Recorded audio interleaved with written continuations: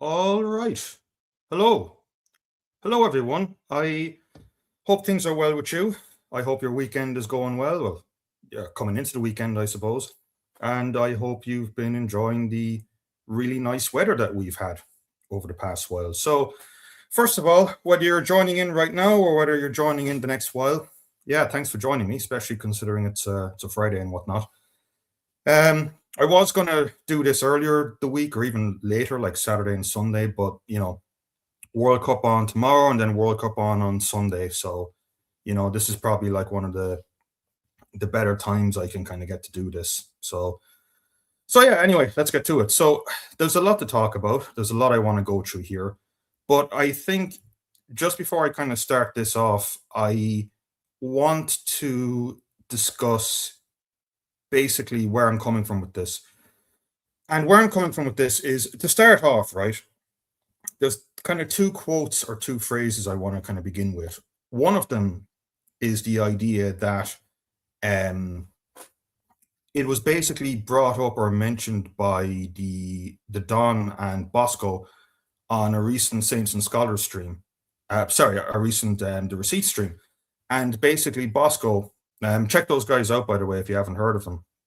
But Bosco basically said that like, or it was a Don actually, sorry, that said it, is basically that like you need to have a kind of a system, a structure, a set of ideas, a way of describing the world.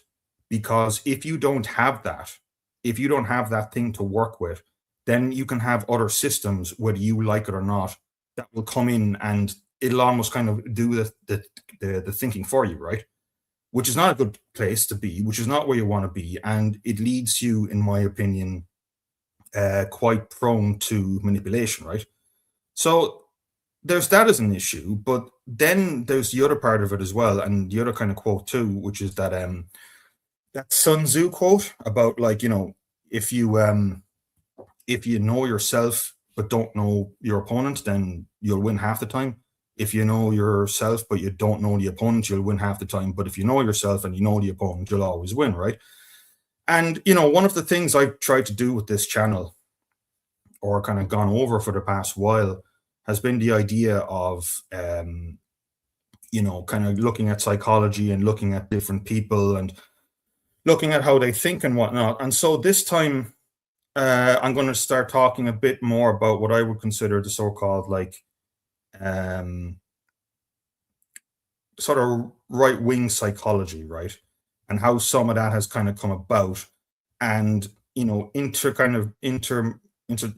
with all of this, I'm going to talk about the way that opinions are crafted in a major way, with a couple of major concepts I don't really see being discussed that much. One of them is the idea of parasocial relationships and attachment theory. So I'm going to go through that, and then I'm going to go through how it kind of relates to being elected and electoral politics and all that kind of thing. So yeah, I mean, I don't I don't really expect, I don't really expect many people are going to watch this one just because of the time that it's on, but it is what it is. So, yeah, I assume my sound is coming in okay. I haven't seen anyone drop a message or whatever. Um, so I think, yeah, I mean, unless I kind of hear something back, I'm going to assume my sound is okay. But yeah, besides that, one more thing as well, kind of usual thing. If you want to leave a comment, go for it. But just kind of keep it kind of respectful and usual things, yourself, right?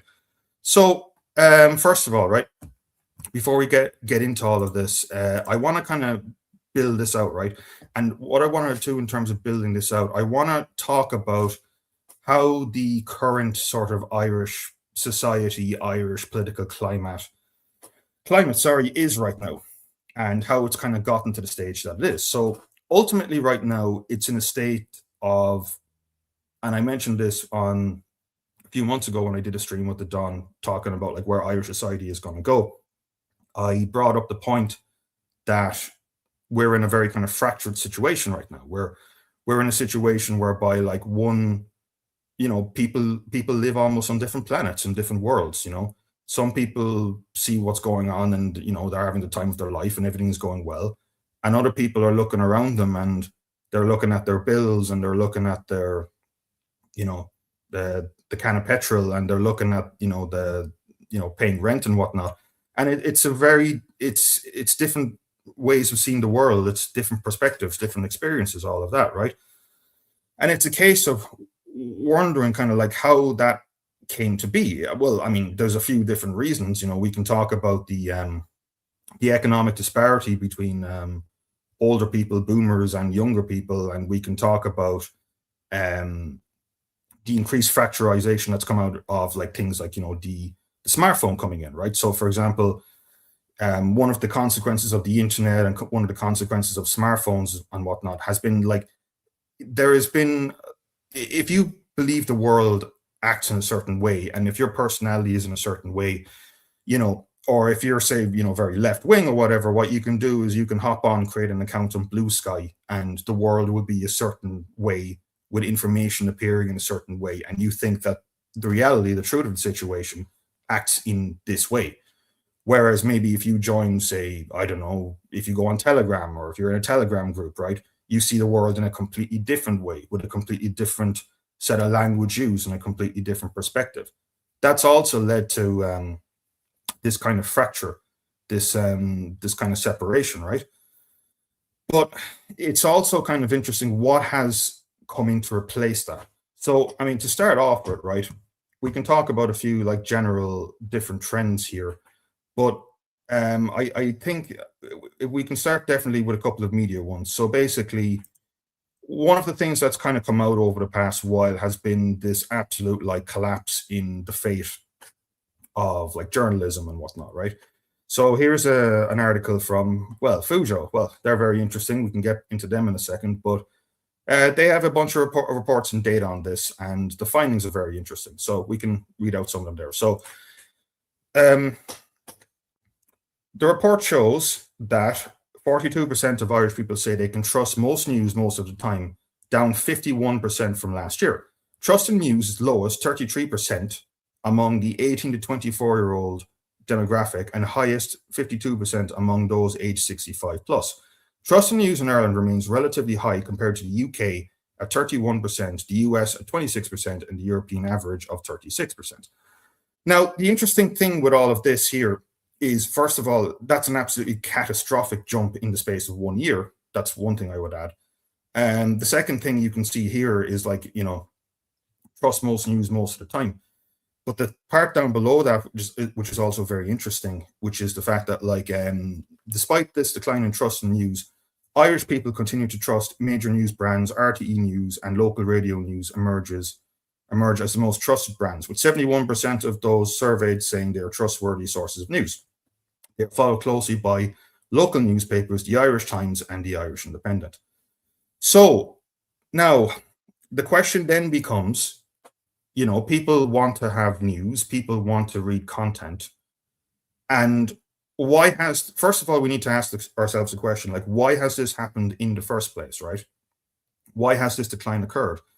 And the reason this has occurred, hold on, I'm just kind of looking at do I have microphone issues here? Okay, I might have had is that better? I hope that's better in terms of the sound. Fuck, I forgot to switch that on. Okay, apologies there, but that should be a little bit better. Fuck, I hope I didn't mess up now the first 9 minutes. I had my microphone kind of switched on the wrong setting, but okay, that should be better. So anyway, hopefully I didn't miss that much there. So hopefully it'll be okay when you listen back to it. Okay, so anyway, just continuing on from my point there, which is that you've had this fracturization for a few different reasons. One of them has been, the use of smartphones. The other one has been the fact that we've had this kind of effect. I call it the Charles Murray effect, and he talks about it in his book Coming Apart, whereby he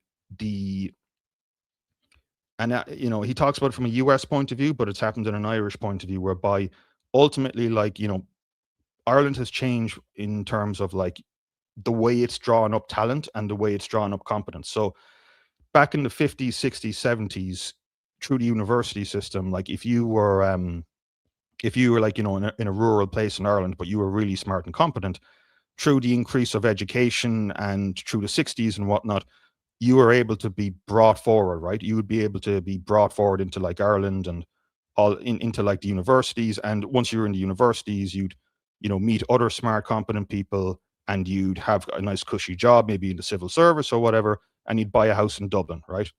And what happened after that is more and more talent ended up being concentrated in these kind of smaller areas, like say a Dublin 4 or whatever. And they started to disproportionately run the country, but at the same time, they started kind of living more and more in their own bubble, and their ability to sympathize with other people goes down, right? And then the other one as well, another one, a major one as well, is the way that the job market has kind of gone. So basically, in terms of competence, like competent people, where do they go in terms of jobs like 30, 40 years ago compared to where they go now? So 30, 40 years ago, they would have went to like fucking, they would have gone disproportionately into places like the civil service and whatnot, right? But now we have data on this in terms of like, who are the smartest people in university, all that kind of thing. And what we find is basically the smartest, most competent people a lot of the time end up in places like, consultancy firms, finance, engineering, IT, and whatnot. And so you've got this kind of administrative class increasingly whereby, you know, almost the top people are not getting in there, but also that makes them more, insecure in terms of maybe their social status, prone to criticism, all that kind of stuff. And that makes people at the top within these institutions more prone to becoming more authoritarian, right?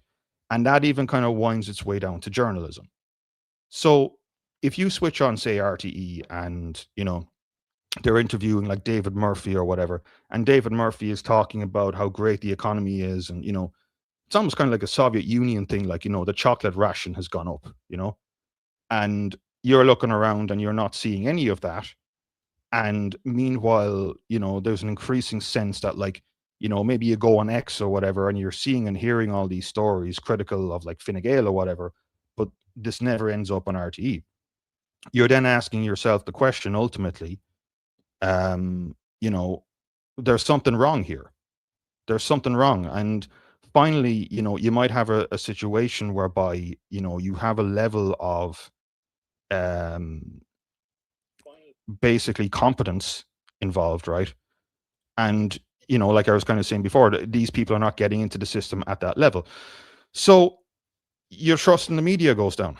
Your trust in the mainstream goes down. And we're seeing kind of massive kind of falls with this, right?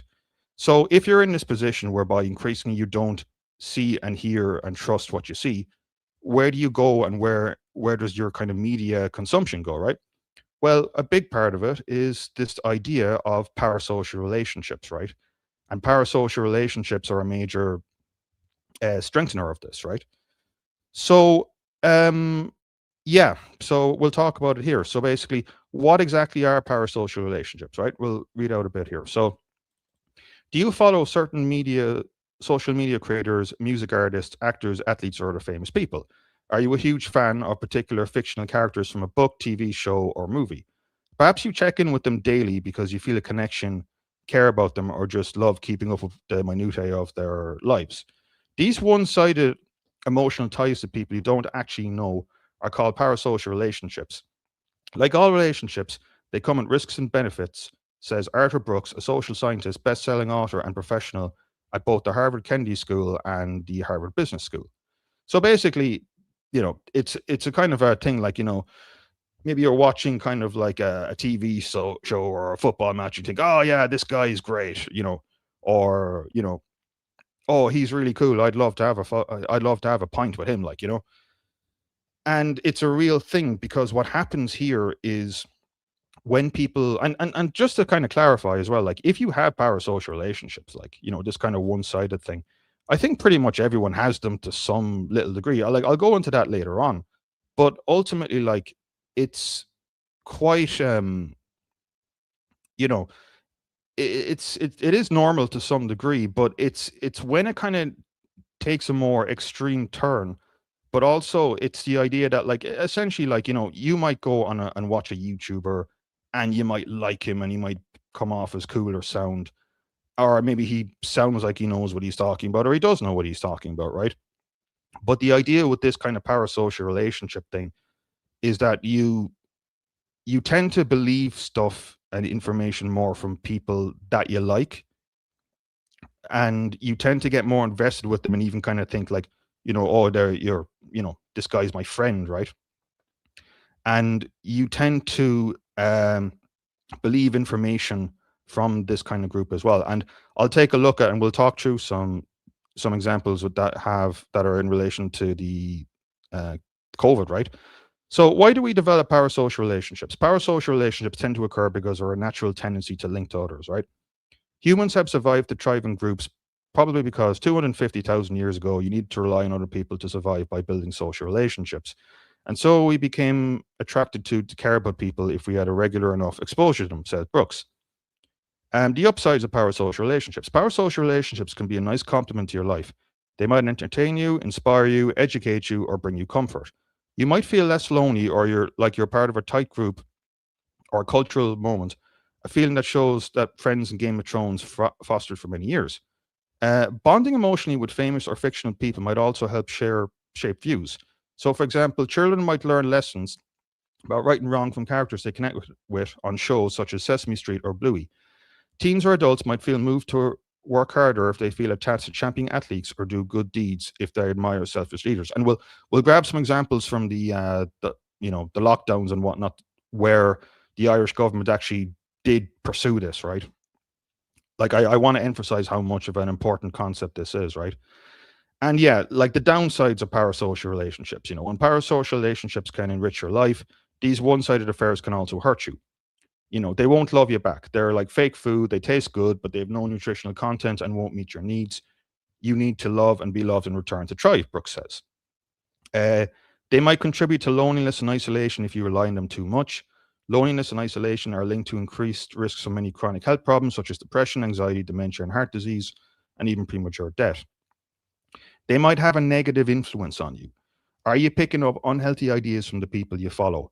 Brooks says this should be of special concern for parents whose kids have parasocial relationships. The messages kids glean might be at odds with your values, perhaps because they are controversial, political, or adult themes. So, yeah, like I said, this is not this is an actual real thing and a real idea. So, for example, again, just to go back to what exactly happened during the lockdowns, right? Here is what was going on in terms of creating your parasocial relationship, right? Hashtag create don't contaminate campaign helps prevent the spread of COVID-19. RT's viral create don't contaminate campaign help us. Yeah, just repeating that again. ThinkHouse, the youth marketing agency, in partnership with RTE, has launched a create don't contaminate campaign to assist in the prevention of spread of COVID-19 among young people in Ireland. The creative special social media campaign aims to address the importance of social distancing among Ireland's youth by engaging and empowering Irish celebrities and influencers with daily creative challenges over a 14-day period, inspiring fans and followers to join in. Uh, Nora Torpy, head of marketing and communications RTE, responsible for bringing the campaign to life, said, Create Don't Contaminate engages young people in a fun, creative way while disseminating a very serious message to ensure Ireland's youth takes responsibility for their actions. The agility of RTE and ThinkHouse shows the necessity for versatility and teamwork in the 21st century to create viral creative content. Now, that's all important, but this is the part that's really interesting, right? Jane MacDonald, founder of ThinkHouse, said, We got the call, basically from the government, and immediately pulled out all the stops to brainstorm an idea that would be fun and engaging, but also cut through to young people and explain the severity of the COVID situation. RTE has been an exceptional partner throughout, pulling in all the big names and working across all of the RTE platforms at pace. The team has been incredibly supportive of the creative idea and the fact that together it went from zero to social. PR, GFE, and TV campaign with well over 10 million reach in less than 3 days.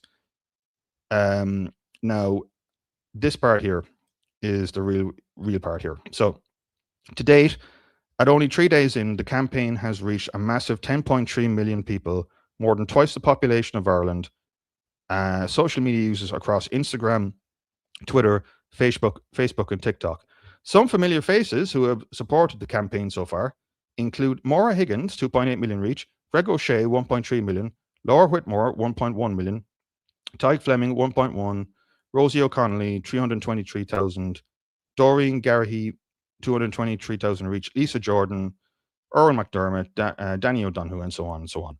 So the idea basically is that like this marketing organization got in contact with all these social media influencers that people would have a parasocial relationship.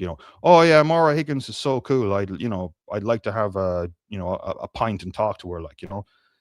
Once you do this, like once you have a parasocial relationship with a subject, the ability for them to kind of like accept what you're saying and agree with what you're saying and do what you're saying to them goes up considerably. And that is a big major shift of how that's a major way like the media network or how people consume media has changed. I mean, there's more examples of this, like RTE and the government engaged in this, like, antiviral, the agile public health campaign response to COVID-19. While the country and indeed the world was in the grasp of a global COVID-19 pandemic, we were asked by the Department of Taoiseach with developing a empathetic and pragmatic communications campaign to inspire and empower young adults to socialize safely within the public health guidelines. Phase 1, our main objectives at this time was to encourage 24-year-olds in Ireland to keep the number of their close contacts down, to socialize safety and help suppress the virus, to enable a sense of ownership and autonomy at the time when many felt a lack of control over their own lives, to do the right thing regarding public health guidelines and support them. So this campaign was rolled out in 2 phases over a 6-month period, with each phase requiring us to be agile and responsive in our approach to address the ever-changing restrictions, case spikes, and public opinion. The bit that I wanted to show here was, well, that's essentially it. We conducted focus groups and found that the 18 to 24-year-old, in response, we launched the antiviral movement with 16 of Ireland's top young content creators to encourage safe behavior and motivate their peers. These creators interviewed Deputy Chief Medical Officer Dr. Ronan Glynn using questions and feedback from their followers. The conversation was shared through a dedicated antiviral landing page and social media platforms like Instagram, TikTok, Snapchat, and YouTube. The content creators also shared their personal stories. Why would they do that, I wonder? And safety practices in their own content. So that's the thing. Like I said, it's the idea that like you build this relationship with the content creator, with the talker, right?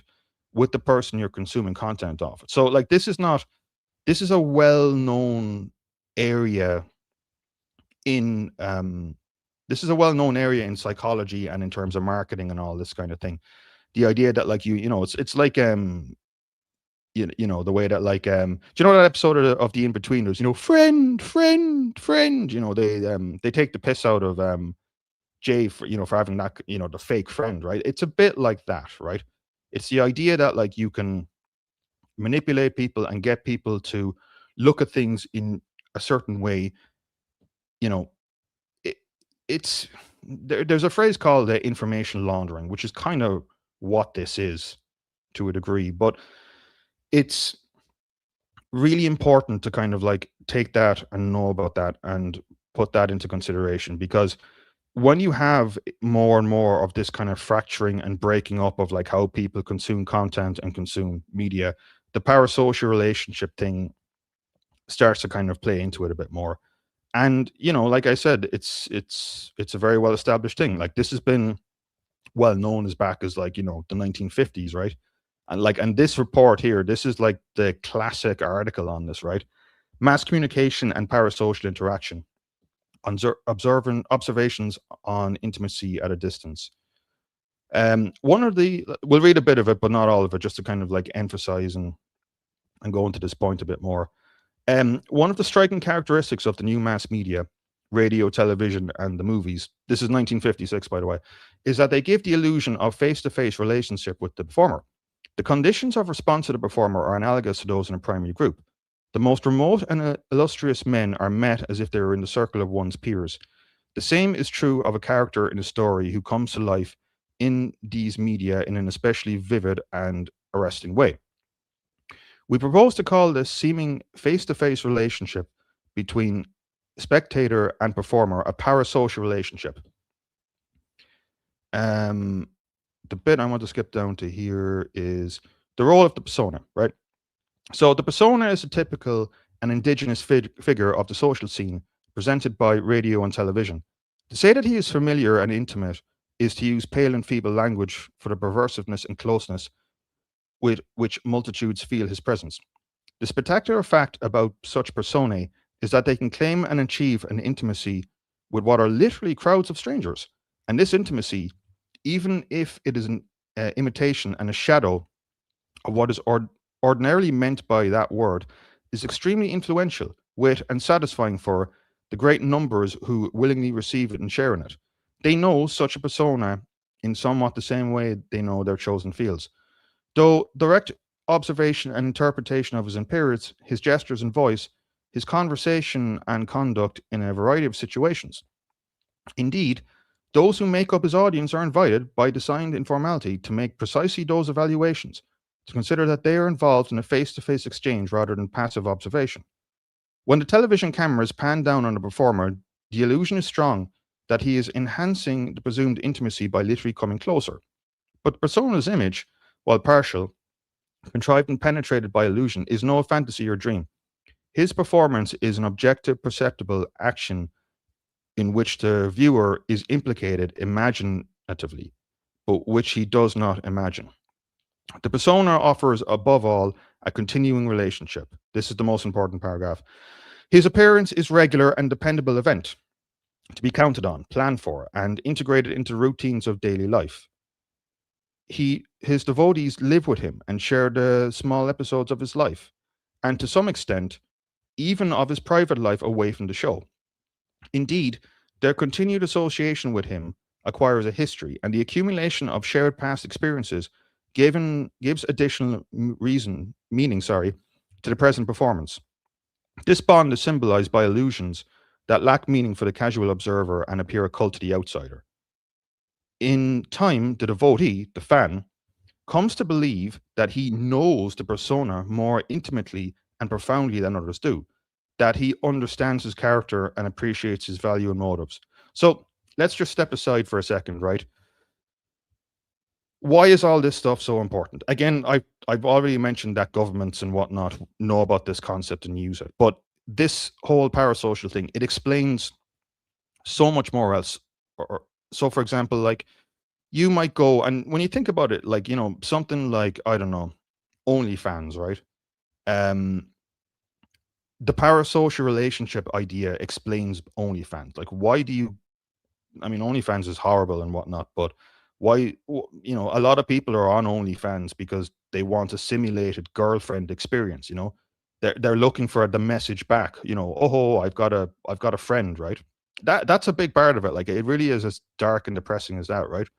Or why is it, for example, like, if you go on YouTube and any kind of big YouTuber or any kind of even moderately sized YouTuber, like, you have super chats, right? And why do super chats work? I mean, in some ways, super chats will work because, like, you're kind of like, oh, there's Bob and he's talking about, like, the newest computer game, and he's funny or he's informative, and like, I'll throw him, like, a tenner, so that he can have his few pints or whatever, like, But sometimes it kind of goes into that parasocial relationship thing, because, like, if you pay, say, like, a super chat, you kind of go up the scale, right? Like, because if you pay a super chat, the content creator is kind of meant to read it out, and then you kind of feel good because you've established your parasocial relationship because you've given a donation, right? I think it's a very important concept. But yeah, we'll move on from that in a second. Yep, one sec.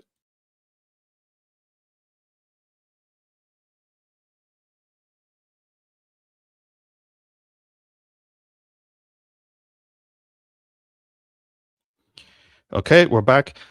So yeah, like the to kind of move forward with this. There's barely anyone watching. Oh well, that's a bit. Oh well, no worries. But yeah, just to keep going with that. So when you have this kind of system, right?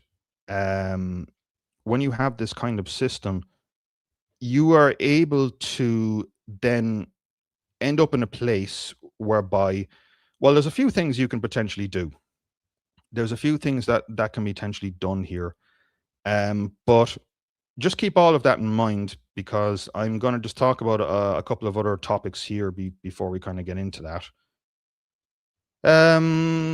Which ones will I go on next? Because there's a wide range we can go here. Yeah. So I suppose the next thing I kind of want to talk about is keep all that stuff in mind, and now we're going to talk about psychology, right, for a bit.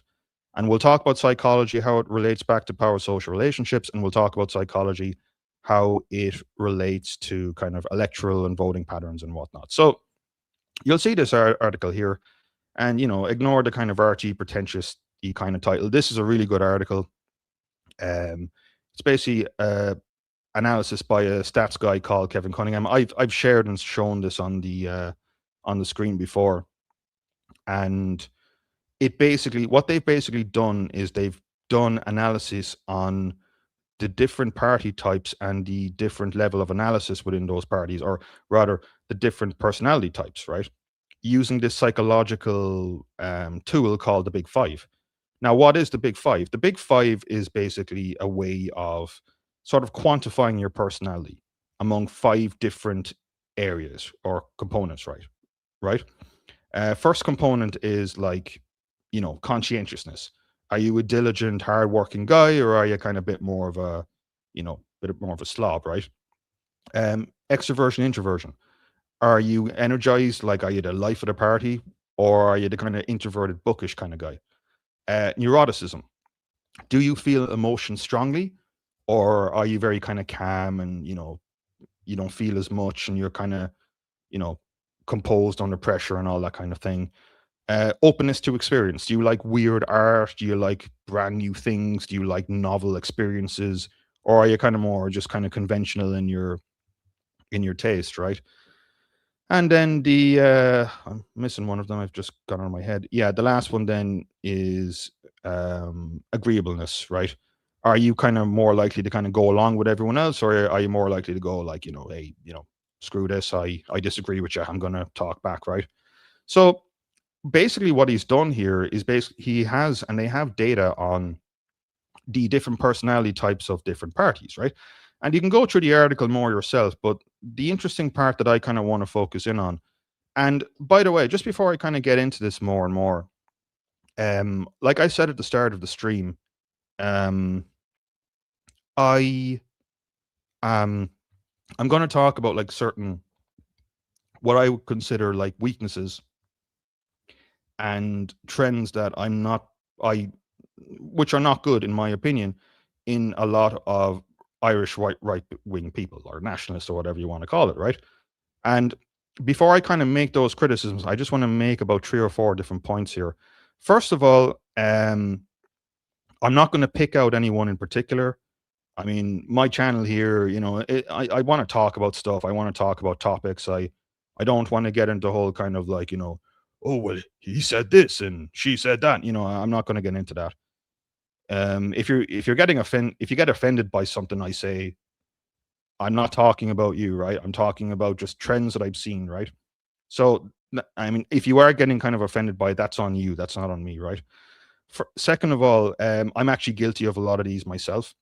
And if you want to take a look at like YouTube videos and you go, yeah, well, you were like this, you're probably right. So I'd be a little bit of kind of a hypocrite if I was to kind of do that. And number 3 is that sometimes, like maybe you have a bad day or you kind of go, you're a bit down and depressed or whatever. And you kind of say something once off. And just because you say something once off, that doesn't cover everything that about you and everything that you think, right? So, no, with those caveats in mind and knowing that, I'll kind of go into the what I would call, in a sense, the kind of nationalist personality a bit more, right? So we take a look at the data here, right? So I hope you can see that, but just in case you can't, right? They have a category here which is other, and other basically covers, like, the when they were taking this data, kind of people who were like, nationalist party members and all this kind of thing.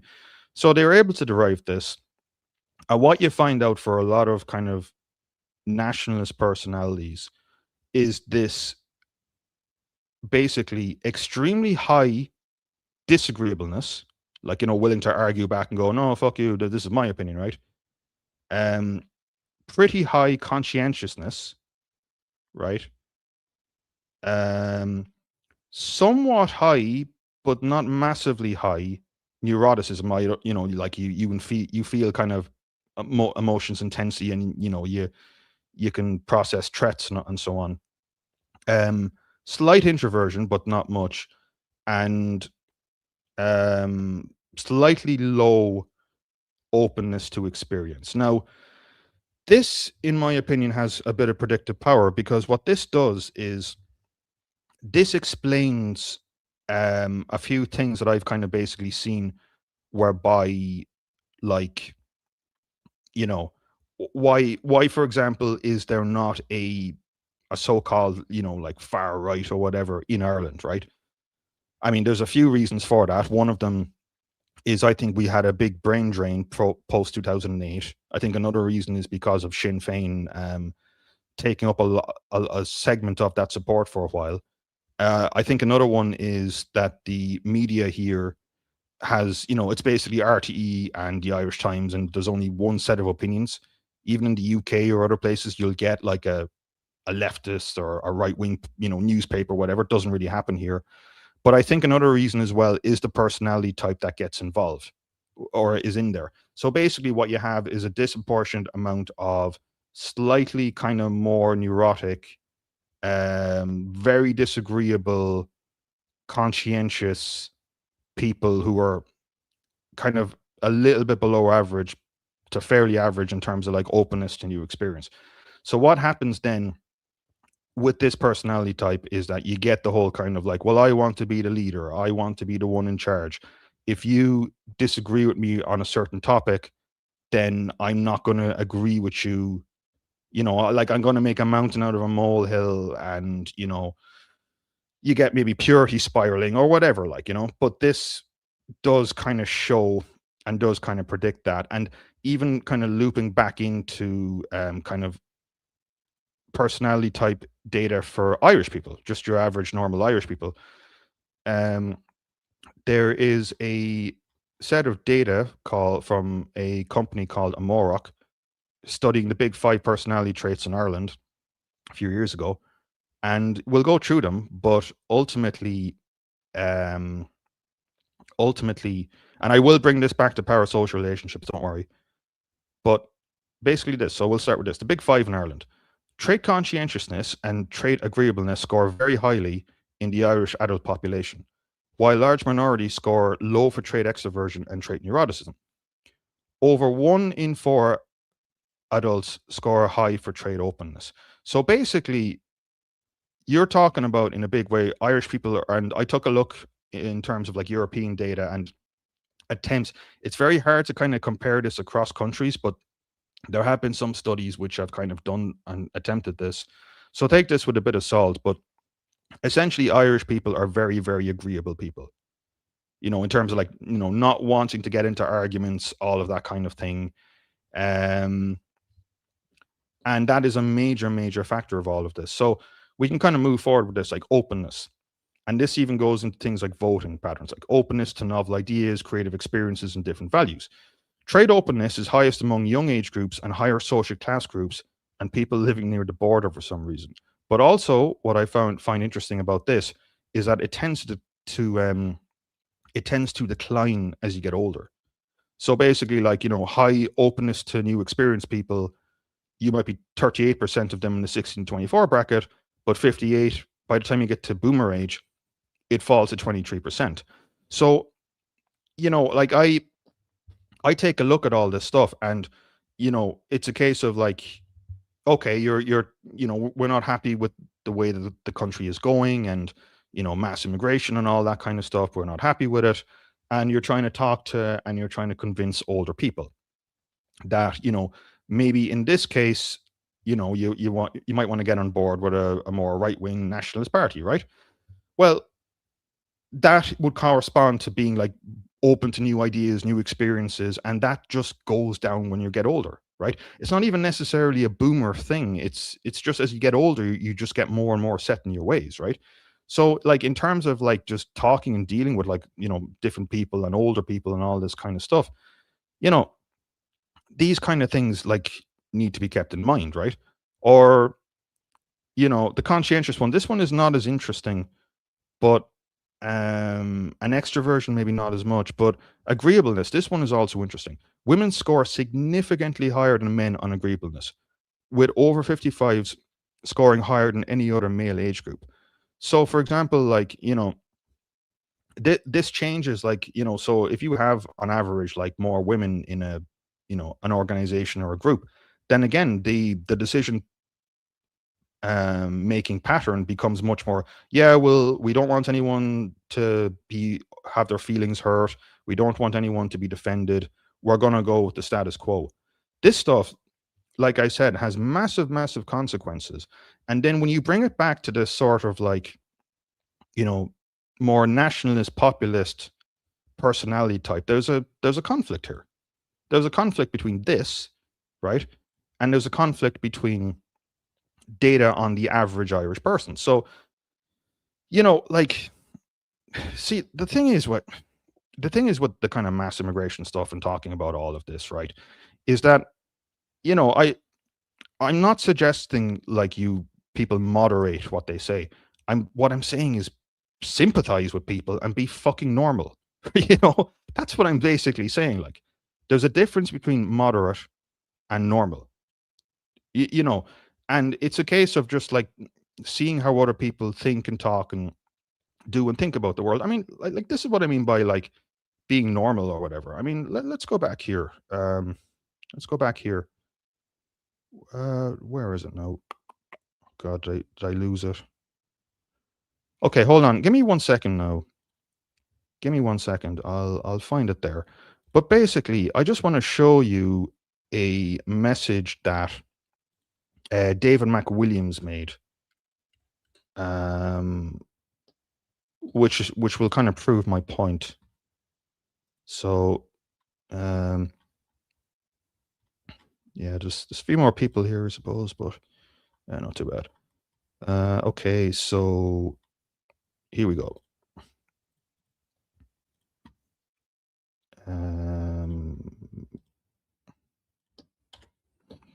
So here it is, right? Here it is. And let me just bring up that screen there. Okay, so McWilliams kind of says, yeah, Delahanty has done good here, done well, sorry. Then this guy, N.I. Skis, he makes the point importing people creates more wealth for Ireland. However, the numbers are so high that these effectively become homogenous colonies of cultural continuity from overseas. That has had a huge net negative impact on Irish daily life. Wealth is not everything. I agree with you. The numbers are far too high for the capacity of the society economy to absorb.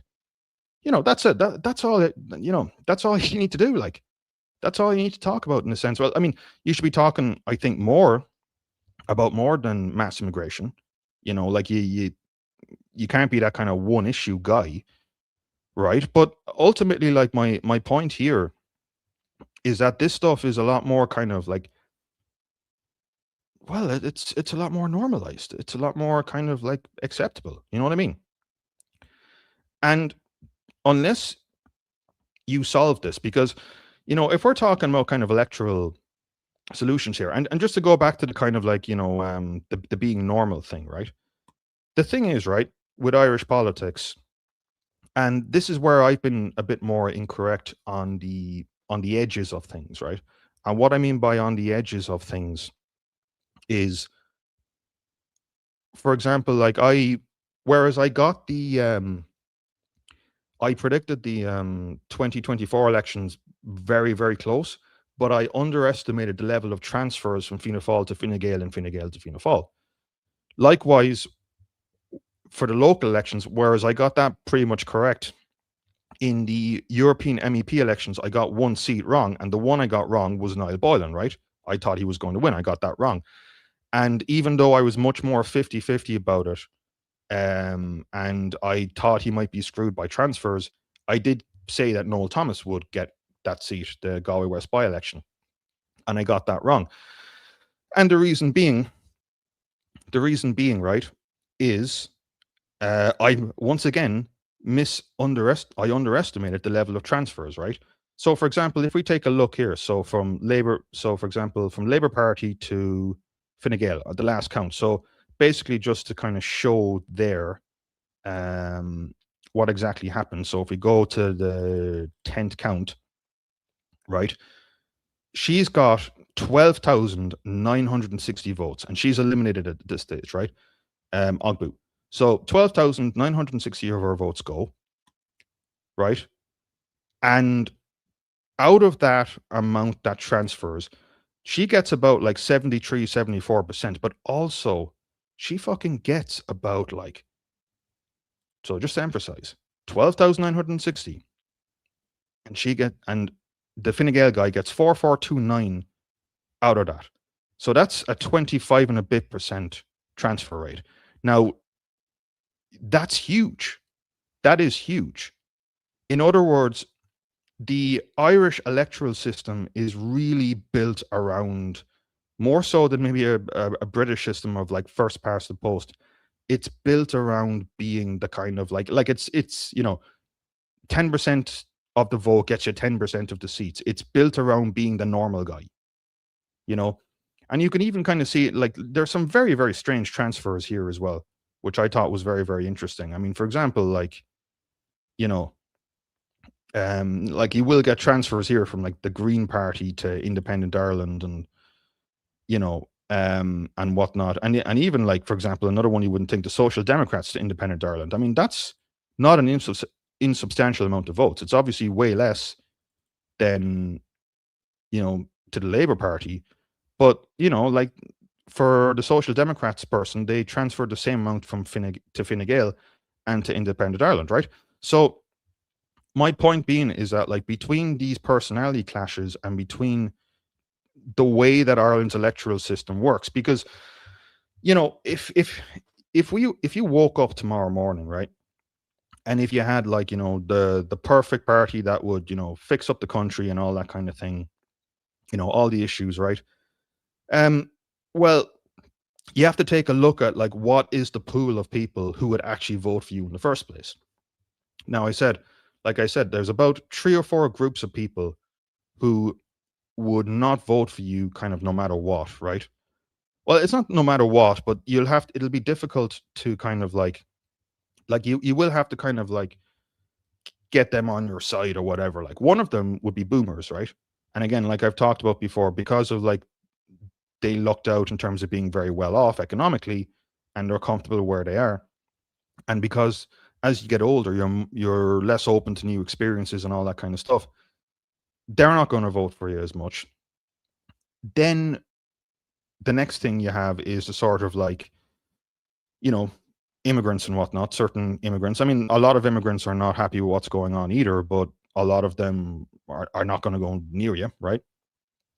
And then the final group are basically people who are doing really, really well out of the system right now. But if the system was to change, they would do a lot worse. These would be people like maybe, from a social status point of view, these would be people like, certain civil servants, NGO workers, journalists, all that kind of thing. And they'll, people before profit party members, these people will not go near you kind of, well, no matter what, really, like, right? So ultimately, like, you're ending up with this system whereby, and that percentage, right, those 3 groups, that's a large enough group or percentage of the population. So if you wanted to make any positive change in the country, you would have to A, come across as normal, and B, come across as being able to just work with other people, right? Because again, if we take a look back at previous Irish elections, there's only been two Irish governments in the history since the state was established that have ever got a majority by themselves. Two of them. Number one was Fine Gael in 1969, Jack Lynch, and then number two was Fianna Fáil again in 1977. And then after that, you had the whole issues in the early 80s, and that started to fall apart. But basically, getting a majority government is very, very difficult. It's only been done twice in the state's history, and they were done after really, really extreme events when people were less fractured, and people are much more fractured now.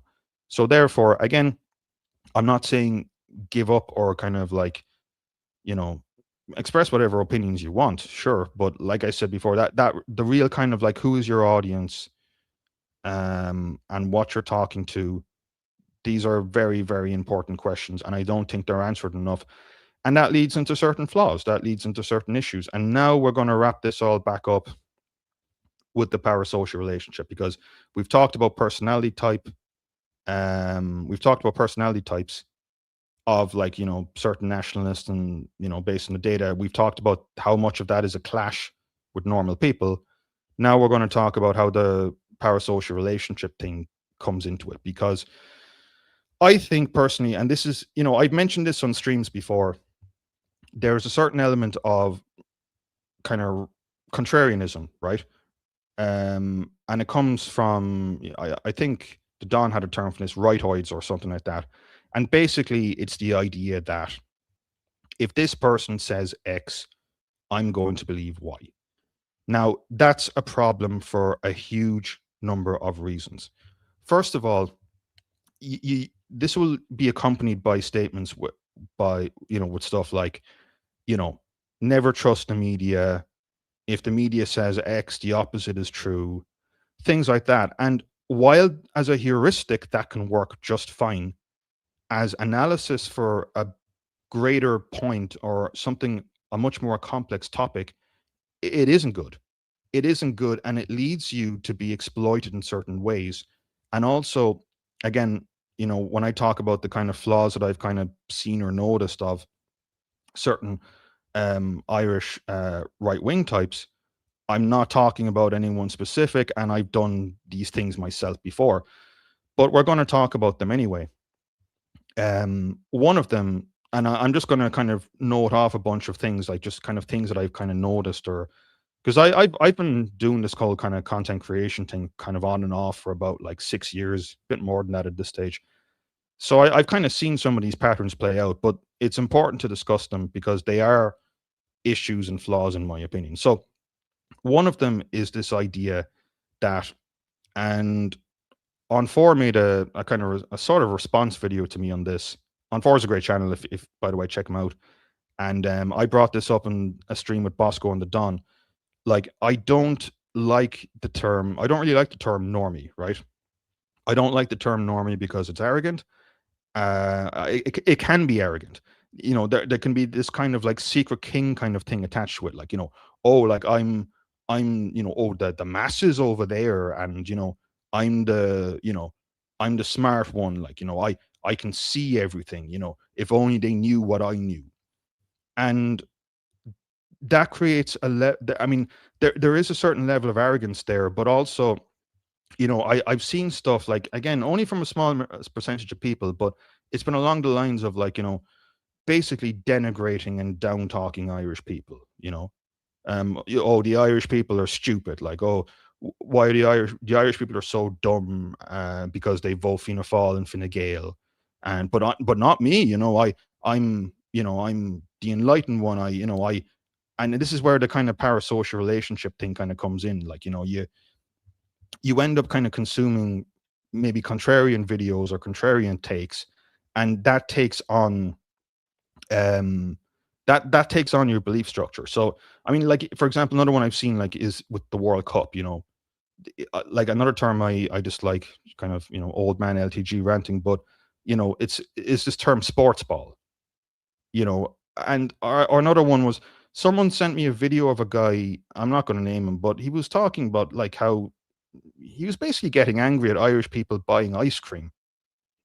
Like, I mean, I'm sure he's an all right guy, and um, and whatnot. But it's like, why are you angry at people just being normal and happy and enjoying the sun and, buying a few beers and, you're not better than anyone for like not liking the World Cup. Well, what's your kind of great hobby? Well, I like every lad, or something stupid like that, right? It's and this kind of like level of, I mean, again, it's only a small percentage of people, but I do see it like, this, whether it's this kind of down talking of Irish people. Now, again, I'm not talking about criticism. Criticism is actually, is absolutely fine, and noting flaws and going, yeah, they, maybe the Irish people are too agreeable, like in the data there, and because of that, they're more likely to kind of like just, go along with taking the vaccine, and then, they don't like it when people disagree with them, things like that. Okay, that's criticism. That's fine, right? But to some degree, there is some level of kind of general genuine a bit hatred there. And you're talking about like trying to, make the country more normal, right? Make the country more right wing, make the country vote for your candidate. And then you're doing this while at the same time it's almost kind of like a den of autism, right? You're using all these terms, and people look at you and they're just like, what is this? What is this? I mean, ultimately, like, I just want the country to be better, right? And I want things to be better. I don't want things to be worse. That's another one, actually.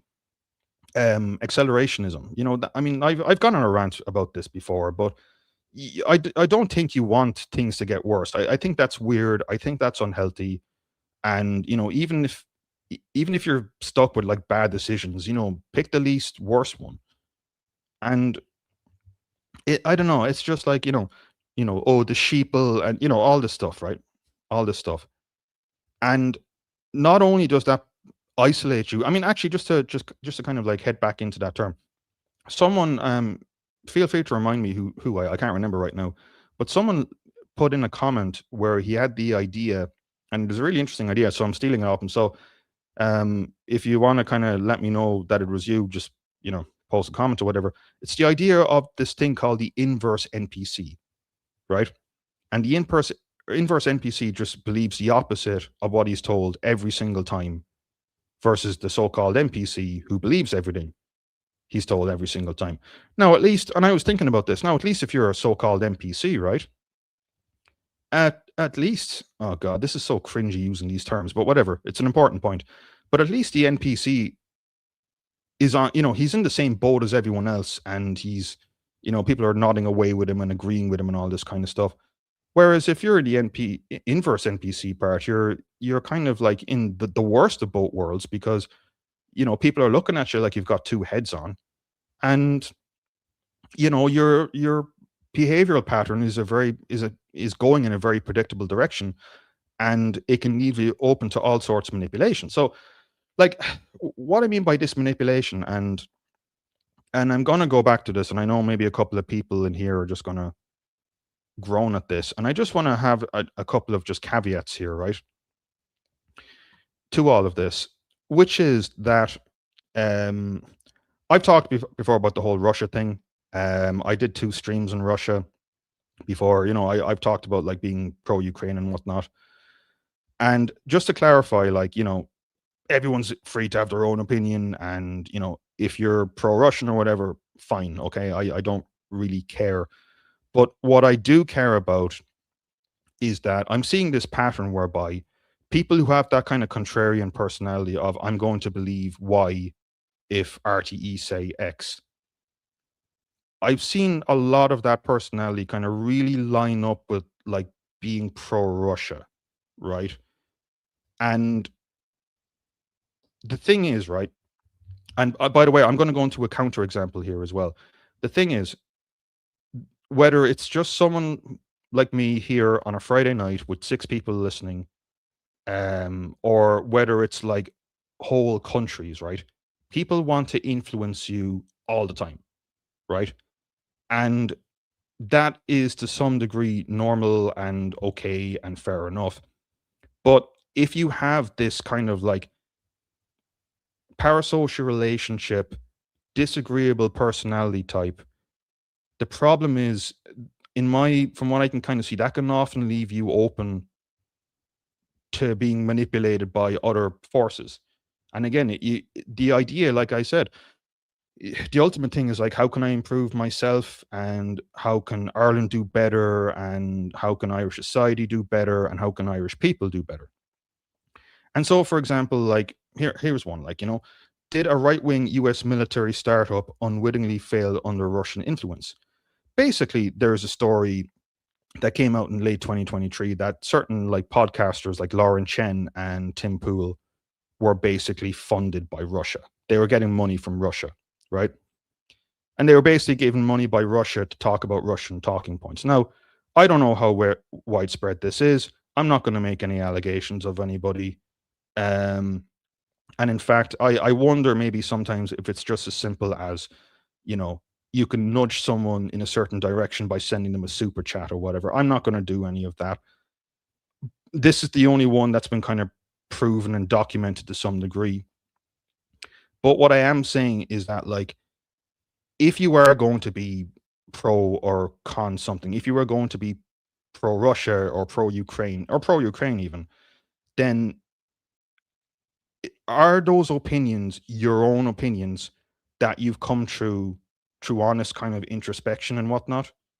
Or are you just taking those opinions on because you have a parasocial relationship with a content creator, and basically that content creator says the stuff and you take on his opinions? That's the kind of question I want to get into. And again, just because I want to balance this out, this article came out here today, and it's a Burkean one, right? And it's about the coverage of the really strange coverage of like the Organish stuff, right? And it's a fantastic article. We'll read out some of it. So, like manna from heaven, Terror Street's Conor Gallagher has published another investigation, this time into the use of Spanish password company Passwork, its ties to Kremlin intelligence services, and the exposure of various state agencies from using their services. I'll skip down here. In both instances, the Organish expose and this week's revelation stem from the non-profit but heavily US government subsidized organized crime and corruption reporting project Journalist Network, aka OCCRP, which published simultaneous investigations in tandem with Gallagher. Founded in 2007 by journalists Drew Sullivan and Paul Radu, OCCRP made $13.75 million of its 2024 budget of $24 million from direct US subsidies, with additional funding streams originating from UK Foreign, Commonwealth and Development Office, Sweden SIDA, the Dutch and New Zealand governments, EU bodies, Soros's Open Society Foundation. Perhaps Gallagher could feature that in his next piece on far-right conspiracies, as well as the Ford Foundation for Good Measure. OCCRP's fiscal dependency on the United States government and the impact it had on the targets of journalism have even irked some of the left, with a 2024 investigation by DropSite revealing even greater structural reliance on Uncle Sam than previously imagined. Perhaps most interestingly, the story revealed the role of the Office of the Director of National Intelligence in managing OCCRP's grant application, with the organization's investigation rumored to pave the way for sanctioning along action by the US government, according to insiders. Okay. Just to reiterate, and to skip down here, none of this proves that Conor Gallagher is taking instructions from Washington. I don't think it is at all, actually, but points to a rather tired game in the Irish press going back decades. This is the main point, that of strategic placement of stories by what are essentially government and intelligence intermediaries, OCCRP in this instance. OCCRP is not formally an American state agency, but it is scarcely an ordinary independent one. In the Organist case, OCCRP itself concedes that it could not trace any identifiable batch of Irish alumina into a particular Russian weapon. What it established was an indirect supply chain connection through Russian smelters and traders. Yet the resulting coverage rapidly became an instrument for diplomatic pressure, an Irish government investigation, and demands for further EU sanctions that could render the plant unviable and place hundreds of Irish livelihoods at risk. Russia's war and the state's cyber vulnerabilities are legitimate subjects of investigation. But that does not require Irish readers to suspend judgment about organizations operating only one institutional degree from the United States. So my point here basically this is that there's some funny stuff with this Ogner stuff, and then this guy like, and even Dan O'Brien of all people did some good commentary on this. He talked about the fact that like, in European terms, with other European countries, like Ireland doesn't send that much to Russia anyway, even in terms of sanctions. So this thing is a complete like, mountain out of a molehill. But the point being is that this stuff, and then that guy, Caelan Robinson comes over here and creates a documentary, and the documentary portrays Irish people as being kind of like, pro-Russian, and none of the data or the numbers even backs that up even remotely. But the idea is to basically push opinion in a certain direction. Like that's always going to happen. But I would say that like you really want to be in control of, your own destiny, like the foundation for all of this should be what is good for Ireland, what is good for Irish people, what benefits Irish people. And I don't see the idea of right-wing influencers or people's, being paid money by Russia to be a good thing at all. I think that's a really bad thing, And I think, yeah, like that's where my kind of parasocial thing comes in, because like I said, it comes from a certain cohort of people with a certain personality type, and it can come from kind of like, well, the media, sometimes it's more like, well, the media is so unreliable and this guy is saying the exact opposite, therefore it must be reliable. And also, certain things that they've been more correct on. I mean, for example, like, how the lockdowns and whatnot went. So it's more like, okay, I've got this kind of like advanced or very high level problem to analyze, but the answer to that problem must just be the opposite. That's where all of this is coming from. And it even kind of like heads into something else that has been kind of bothering me for the past while too. But let me just grab a glass of water there.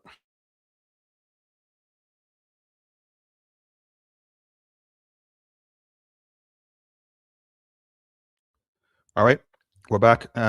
Just TKW Ireland says good evening. Thank you. Good evening. Yeah, like I said, I think it's fairly quiet here, but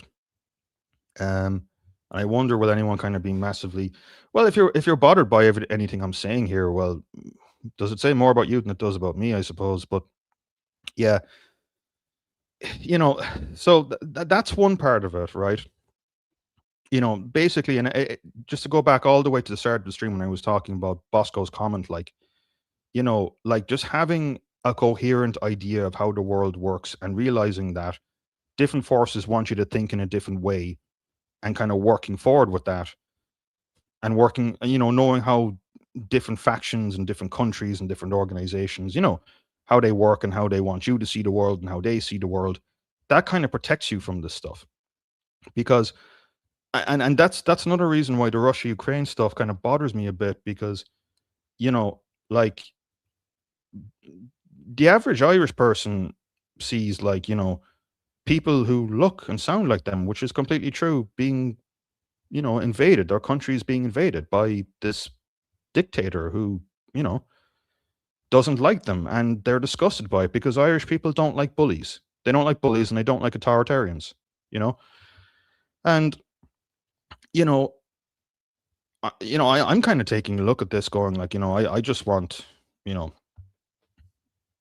things to get better for us, right? And then, it's basically like if you were to say like to an average Irish person, you support Israel, that would be like that person would look at you kind of, what are you doing? And it's the same thing here with the Russia thing, among other reasons. But I'm not going to go into the Russia thing a bit too much. I've gone through it enough, way too much already. But I think that's the kind of thing with it. Like, and I have been watching this thing, and I have been watching all the responses, and I have been watching all the commentary, and I have been watching all the analysis. And it's just, yeah, it's just hasn't kind of like held up from a lot of people, in my opinion. And that's one more kind of trap to get into, but a final trap as well, I would add, and I think we'll leave it here kind of soon enough or short enough. After that, I mean, we've got a few more links we can go through. Is this idea just following on from all of this, right?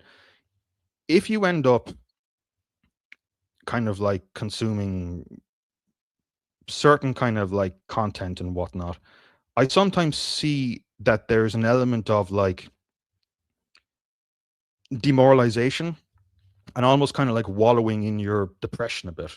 So, for example, like, and even kind of like over extreme responses to things. So, for example, I'll give an example of this, right?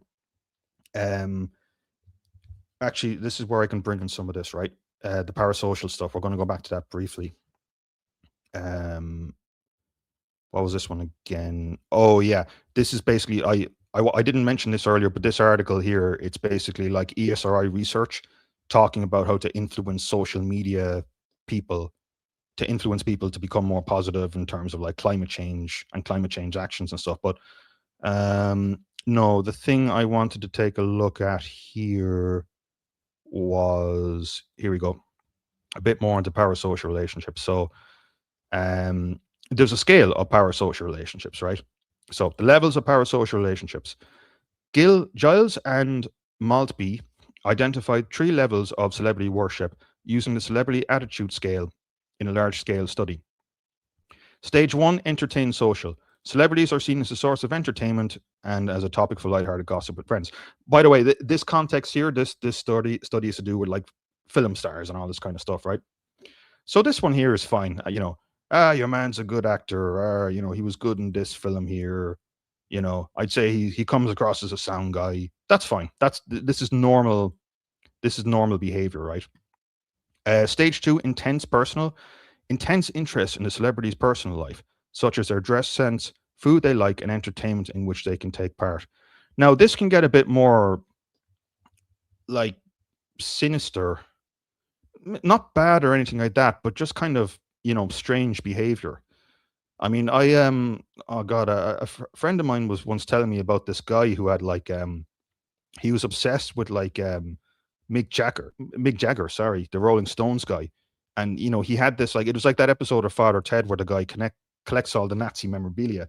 He just had a room of all this Mick Jagger stuff. And he used to talk about like, I don't know, or if Mick, if was around, Mick would think this, and Mick is, talking about him like he knows him, like he's his buddy, like, you know.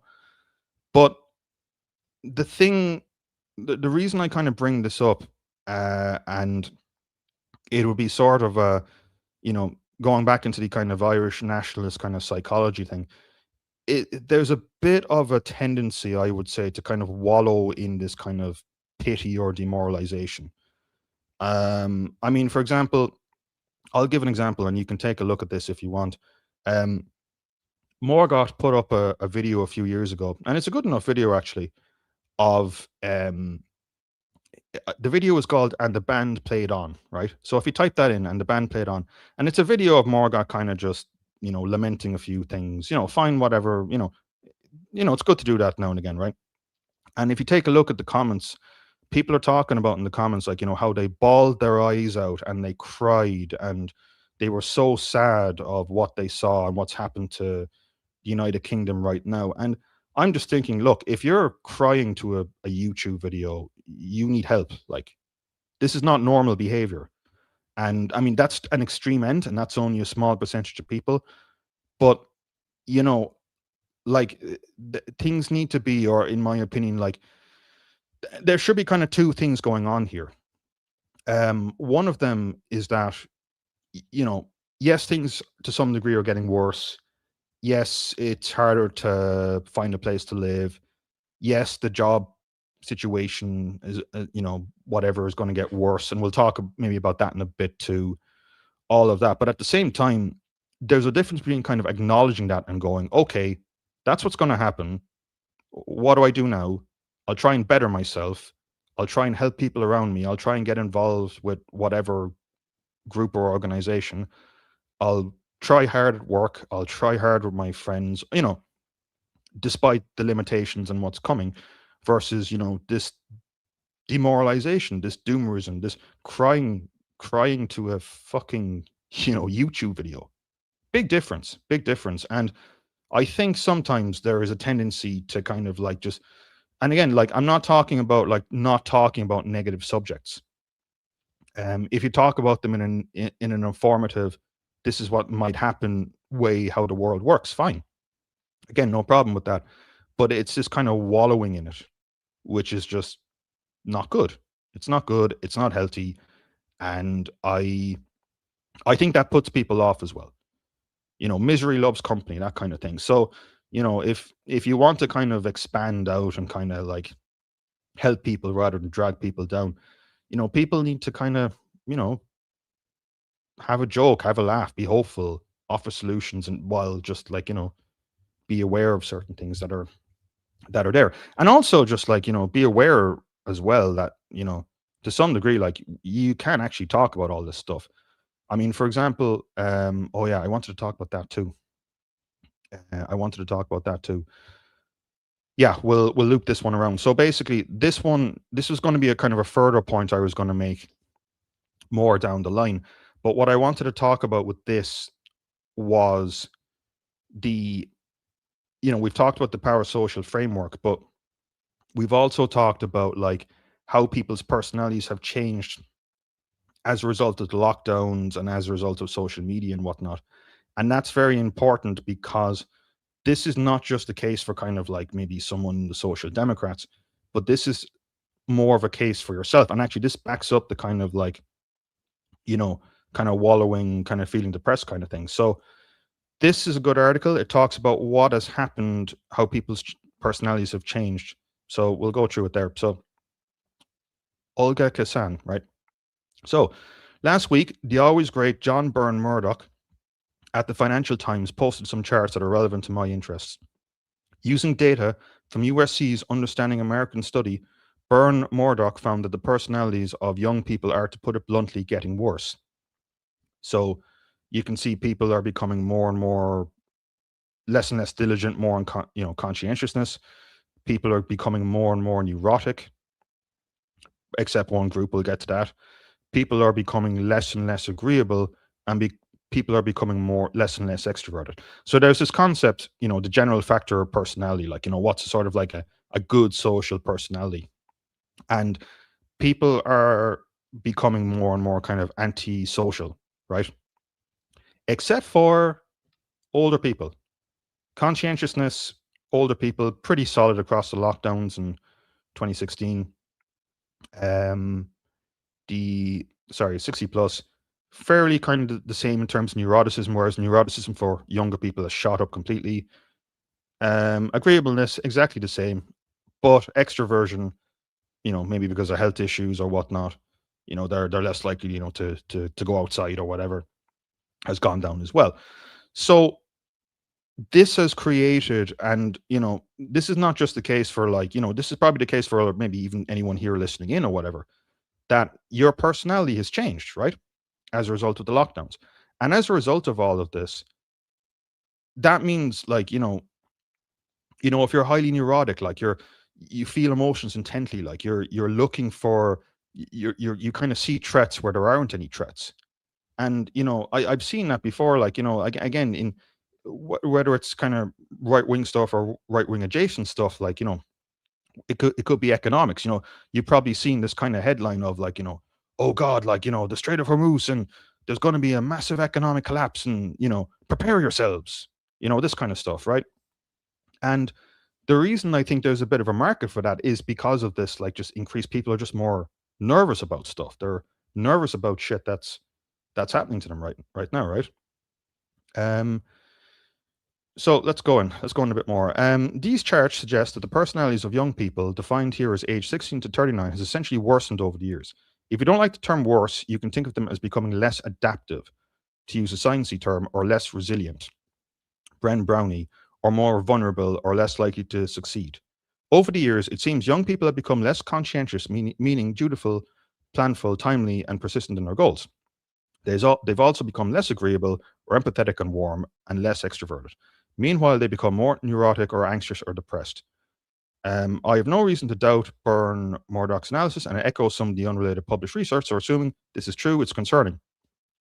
None of these changes are associated with anything good. More conscientiousness is associated with better health and wealth, as is less neuroticism. Greater extroversion and agreeableness are associated with greater happiness, not the reverse.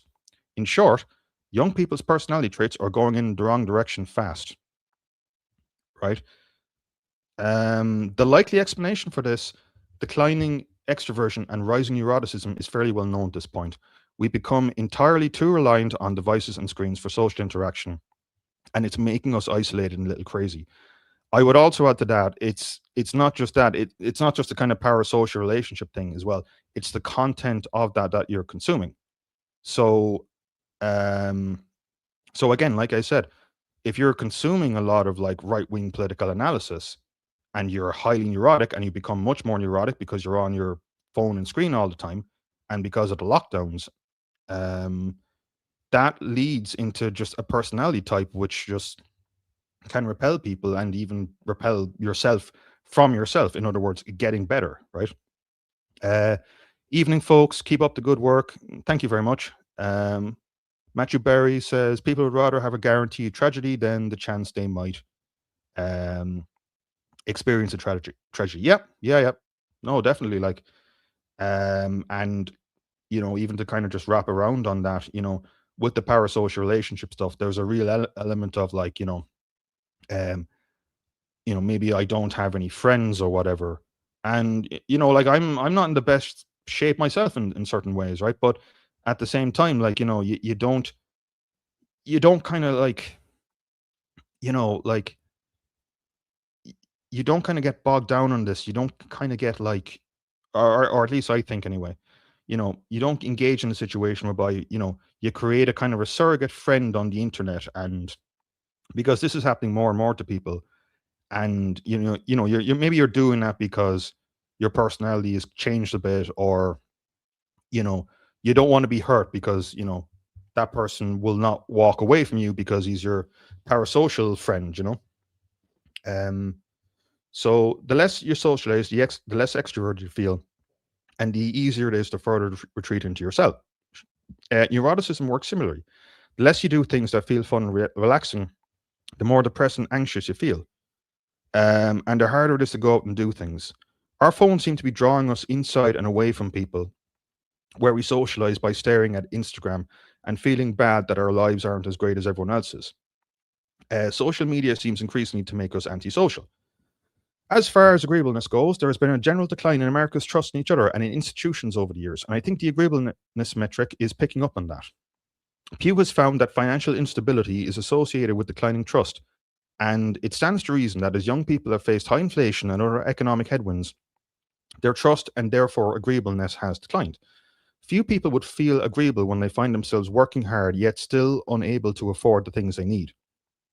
And you start looking with resentment on those who can. Again, going back to my kind of like the certain hatred of, the normies, that kind of hatred there, that this predicts it, like, declining conscientiousness is trickier to figure out. Byrne Murdoch suggests that our online lives have made us more prone to distraction, and distractibility is indeed an element of low conscientiousness. But I think there might be something else at play here. In my reporting on conscientiousness, I talked to lots of people who never felt conscious until they had a dream, a desire, or a big idea. Yeah, and I found that myself as well. Like, if you really get into something and if you get obsessed with something, you'll get into it. Like, you'll work your backside off at it, right? One wanted to start a business. One wanted to go to grad school. One wanted to lose a bunch of weight. These folks have never run a company, written a paper, or worked out before, respectively, but this vision of what they could accomplish ignited something within them and made them very, very persistent towards that goal. They figured out how to make the Google Calendar. They learned LMA format. They got down to the gym and so forth. They became conscientious because they have something to be conscientious for. So you can change your personality to some degree. Like, I mean, if you're a naturally extremely introverted person, yeah, you're not going to become like the most extroverted guy in the room by any stretch, but you can definitely become more extroverted, right? Or, if you're very, very disagreeable and, you can kind of learn to kind of like bring that back. Or if you're too agreeable, you can kind of, grow a little bit of a kind of a backbone. You can do a lot, like, So one of the elements of conscientiousness that's really created, according to this Financial Times story, is to make plans and follow through. I'm wondering if people just don't see a path to following through on their plans. It's a really, really hard time to be a young person right now. It's widely considered the hardest time in history to buy a home. The job market is rough, even though unemployment is nominally not terrible. It can feel harder to afford a child. The on-off, again, tariffs are doing God knows what to the economy. Obviously, this came out when the tariff thing was happening. There's another climate disaster every other week. Yeah. It can be tempting to look at these charts and think the kids these days are always on their phones, and now they've got no follow through. But I wonder if young adults are seeing how difficult it is right now to make good things happen for themselves. So they're not trying as hard to make good things happen. They're not working hard towards a job. They're not saving up to buy a home. They're not enduring the gauntlet of online dating so they can have a family because daycare costs 36 grand a year. They're less conscientious because there's less to strive for, less to want. If you feel like something is completely out of your reach, maybe you just stop reaching. Matcha Barry says, if you don't meet them in real life, it's not real. Yeah. Yeah, I agree. I agree. And I mean, I've said this on streams before, like a lot of kind of right wing dissidents, right content, whatever you want to call it, I don't read or follow anymore. And the reason being, again, nothing against those people or people who are involved in that area, but it's just too depressing for me. And I'm kind of done with it. Like unless it's doing something like explaining a concept or a topic that I don't know anything about, I'm, you know, you need to kind of do what you have to do with yourself. So I think that's important as well, to kind of discuss. So we've got maybe one or two more topics, and then I think we'll leave it there. So the things I wanted to talk about. Yeah, okay. So the last section of this that I had in my head was basically, where does all of this go in terms of like the Irish political system and whatnot? So first point I want to make is there's a writer here, space and defense economist Sinead O'Sullivan. She was on a good podcast with David McWilliams, but she has a part here about Indian immigration I want to address.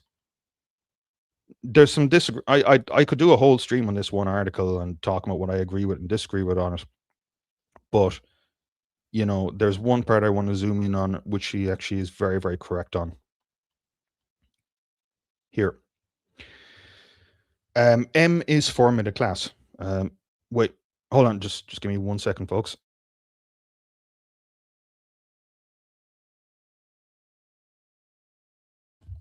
Okay, back. Okay, so M is for middle class, right? Everything I have described so far, she's just talking about like the various kind of like degradation services and the effect immigration has had. But this is a very interesting part here. Everything I have described so far happened primarily to the working class and to the most vulnerable communities in Ireland.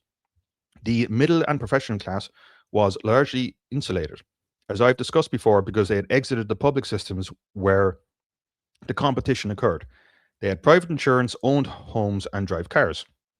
The negative consequences of immigration were something that happened to other people in other towns. Now, this is where things get interesting because, I've done streams talking about like the different progressions of the housing market and the rental market and whatnot. And I've talked about like how it's kind of disproportionately impacted, like, working class areas and, areas which are kind of like poor, or, and whatnot before. But there's going to be a number of interesting changes and issues. And we can see the start of it now, especially if you talk to younger people, people in their kind of like early 20s, they can't find a job. Like in terms of like, getting a job like after university, or even something like, I don't know if you've heard a story along the lines of like, I'm finding it harder to get a job in like in a shop or whatever, or in a pub, right? And we're getting into what I would consider like the next big change or thing that might actually be hitting the Irish economy, which is this, right? That insulation is about to end. Sinead is completely correct. The EU-India Free Trade Agreement, signed in 2026 and described by both sides as the mother of all deals, creates the world's largest free trade zone encompassing 2 billion people and includes provisions that make it dramatically easier for skilled Indian workers to move to EU countries for employment. The most generous terms of this kind that the EU has ever offered to any trading partner. The Taoiseach called it a breakthrough and a positive opportunity. Fianna Fáil MEPs called it a big win for Ireland. Ministers flew to New Delhi to talk about selling Irish goods and services to the Indian market. Yet nobody in government mentioned what might come the other direction. There is, after all, no such thing as a free lunch. The EU agreed to this because Europe's working age population is shrinking, and there are genuine shortages in tech, healthcare, and engineering that local workers cannot fill. Yeah. On the other hand, India has the largest surplus of young, educated, English speaking professionals on earth. And the provisions for these people to be allowed to move into the EU was India's central demand in return for the EU being able to access a new market of 1.4 billion customers. This made strategic sense for the EU as a bloc, and it may make sense for Germany, which is 84 million people, a functioning integration system, and a desperate need for engineers. It makes considerably less sense for Ireland, a country of 5 million people with no integration infrastructure, no housing capacity, and a tech sector that is actively shredding jobs. But Ireland doesn't get its own version of the deal. Brussels negotiated for all 27 states, and Ireland receives the same terms as everyone else. Thus, the Indian professionals who take advantage of these new terms will all move to whichever EU country is the easiest to get to, find work in, and build a life in. And every factor points at Ireland. English speaking, common law, Google, Apple, Meta, and Intel already operational. Work permits processed in 7 to 15 days, residency after 2 years, citizenship after 5. Indeed, even before this monumental deal, Ireland is approving nearly 40,000 work permits a year, with every major Indian immigration consultancy now featuring Ireland as a top destination. The pipeline of Indian tech talent is already open. This deal just makes it faster at precisely the moment when the US is making H-1B visas harder to get, turning Europe into the obvious alternative and Ireland into the front door. Yeah, I mean, look, I'm not a big fan of Trump at all with his kind of like foreign policy stuff, but some of the immigration stuff, yeah, they've done something over there. But anyway, that's off the point of the stream. Now, suffice to say that Ireland is not powerless here. Work permits, visa policy, salary thresholds, and occupation lists are all controlled by Dublin, not Brussels. Ireland could tighten the eligible occupations list, raise salary thresholds, cap the number of permits, or slow down processing at any time. Again, she's right on all of this. It is every tool that needs to manage what is coming. But then it is every tool that needed to manage the last 500,000 arrivals too, and chose not to use a single one of them. Further, now consider the economics of this situation, because this is where the deal we were handed by the EU becomes brutal for the Irish professional class. The tech sector in Ireland has been laying off staff since 2022. The government's pitch is that Indian professionals will fill skills shortages, but multinationals do not think in terms of skills shortages. They think in terms of cost.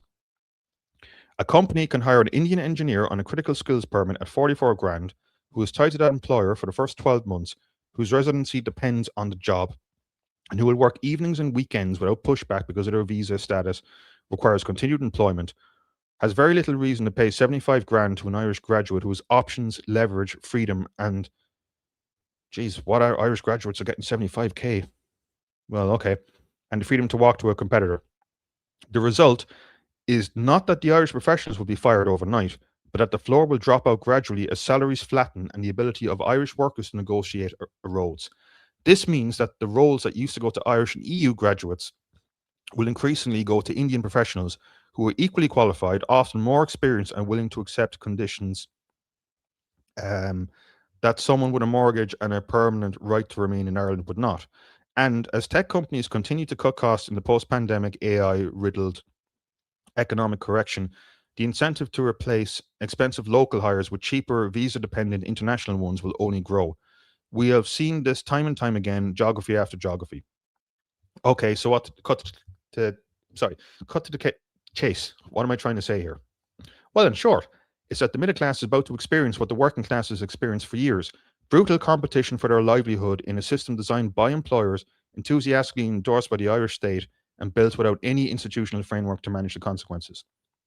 Unlike the asylum seekers in Castlevine, these high skilled workers will directly compete at the middle class price point for the same apartments in Ranelagh, the same creche places in Sandymount, and the same GP practices in Dunleary that are already closed to new patients. And the state has built nothing for these professional classes in a bid to absorb what's coming, just as it built nothing for anybody else. But wait, there's more. Because when the middle class loses in this game, they don't disappear, they move down. The professional who can no longer afford Ranelagh moves to Finglas, and now competes for the same housing, services, and school places as the working class who are already there. The state is creating a second game of musical chairs on top of the first one, and the losers for the new game get it added to the existing one, intensifying the competition for people who are already losing. Look, this is not about Irish people versus Indian people. An Irish child might lose on a school place. Damage doesn't flow neatly among national or ethnic racial lines. It flows along class lines downwards, because that is a direction the pressure travels in a system with no institutional capacity to absorb it. The point is not about the skin color. The point is that the competition exists at all, that it was entirely unavoidable, and that the state created it by refusing to build anything. Yeah, the vast majority of that is true, but I'm going to add my own couple of little bits to that. One of the bits I'm going to add to that is that Indians tend to look after their own, right? And so Indians on average tend to hire more Indians. So if you end up hiring them, they'll hire other Indians, and therefore more and more people are going to be just like pushed out, and their salaries are going to be flattened, and so on and so on. But the next thing as well is how people are going to react to this. Now, a few months ago, I kind of said, or I kind of predicted, that the Social Democrats are going to explode in terms of popularity very quickly. That's exactly what's happened. A few months ago, they were about 6 or 7% in the polls. Now they're up at 12%. There's a few different reasons for that, but the thing is, right, if you're kind of, for a lot of people in this position, if they end up in this position, like she says, and there's a good chance they will, and if they take a look around, and what do they see, right? They see Fianna Fáil and Fine Gael, and they obviously don't like them. They see maybe Into an Independent Ireland, and they might go, yeah, sure, they're not, whatever. They see a media sphere which in some cases is very depressing to watch, very negative often, like the issues I kind of saw, or maybe a little bit on the kind of autistic side, and they go, no, screw that. And then the last party kind of standing is kind of like, the Social Democrats, nice, clean, an alternative. They're not like, the Sinn Féin with all the troubles and all that kind of stuff. Marketable, having, 2 decent by-election performances, getting that Danny Lennis guy in, all of that. And I've kind of said, or I've kind of talked about, like, look, how Irish politics works. I mean, yes, there's a lot of like, the EU and Brussels can have a huge impact, but again, like Sinead has said here, like we actually have a lot of ability to manage immigration anyway. We can just kind of limit this or say no to a lot of this, right? And at the end of the day, just kind of lining this back up, Irish governments have been traditionally driven, in a sense, by the smaller parties. So, I disagree with him on a lot, but John McGurk was right on one point, or in a series of points, where he said that Eamon Ryan, the Green Party guy, was one of the most ruthless and competent politicians that this country has had in the past 20, 30 years in terms of what he wanted to achieve for himself. And I agree with that. Because those smaller parties, when they kind of integrate and get into the system, they drive the bigger parties. So you know, and right now the Social Democrats, for a lot of people in a potential coalition, are the strongest alternative. So, you know, and the Social Democrats, you watch their stuff, and again, I don't like the Social Democrats at all, but if you watch their stuff, it's like hope and change, and Rory Hearn wearing a suit with trainers and talking about how he likes Fontaine's DC. There's something kind of positive there, right? It's awful, and a lot of that will go wrong, but you know like it's just kind of out of all the things I've kind of detailed there, and the kind of parasocial relationship stuff, it's just a real emphasis on, like, being optimistic, right? Being optimistic and just not, you know, wallowing in this stuff. And I think that's a really important one. I mean, that's because, if this pattern continues, like, is it going to be a case that it's going to be like 2011 all over again, where, friends and family and buddies leave because there's nothing here, because the economy gets increasingly, like, hollowed out by this stuff, you know? And again, we're seeing the start of it, like, even stuff like students can't get a job in a spar or whatever, like, increasingly, like, it's, you know, even if that means kind of backing up to, and I would to they're definitely the best of, like, a bad bunch, like an Into or Independent Ireland, out of a, non-nationalist party or whatever you want to call them, despite their flaws. But they've done some good stuff already. They're far from the worst.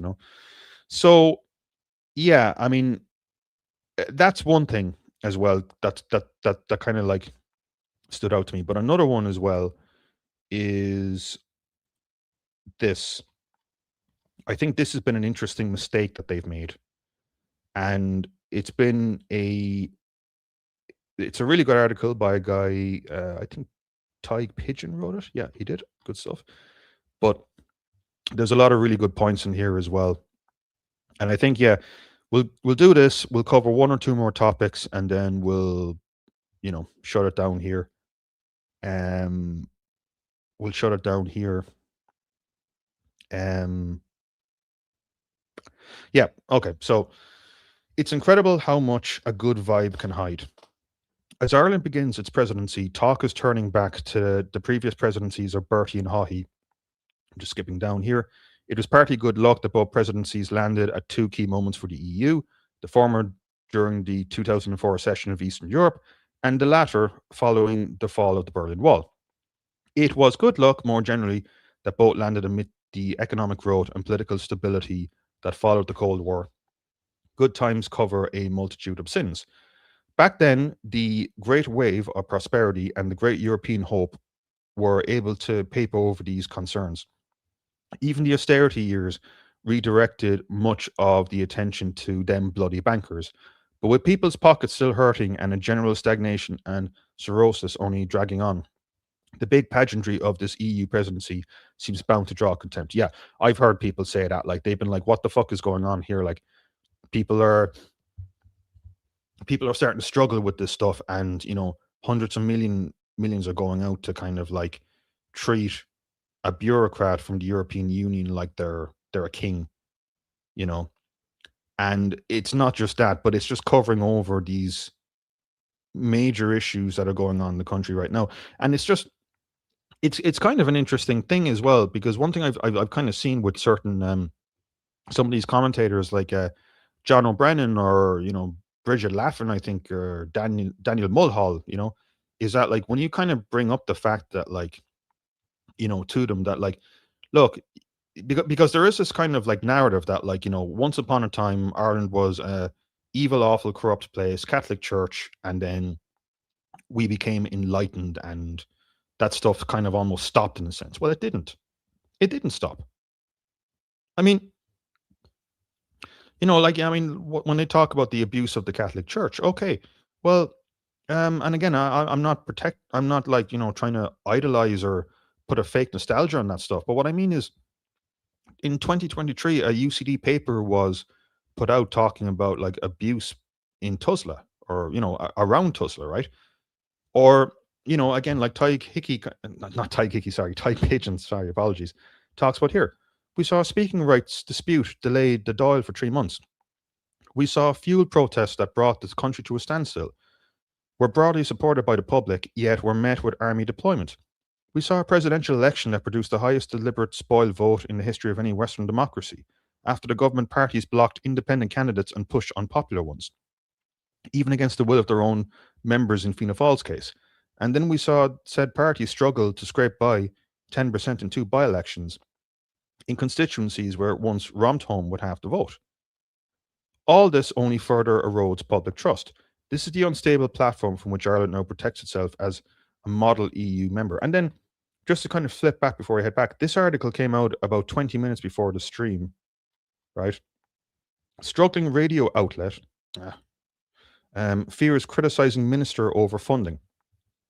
A manager at a struggling rural Irish radio station has revealed that regional broadcasters are censoring themselves to avoid upsetting media minister Patrick O'Donovan due to fears of losing crucial state funding. So they talk about misinformation and disinformation. And then there are topics you can't talk about because this guy here is scaring people into just speaking about news and doing their job. You know, I was under instruction from the board, just skip down, to make sure that I asked the minister softball enough questions, the manager said.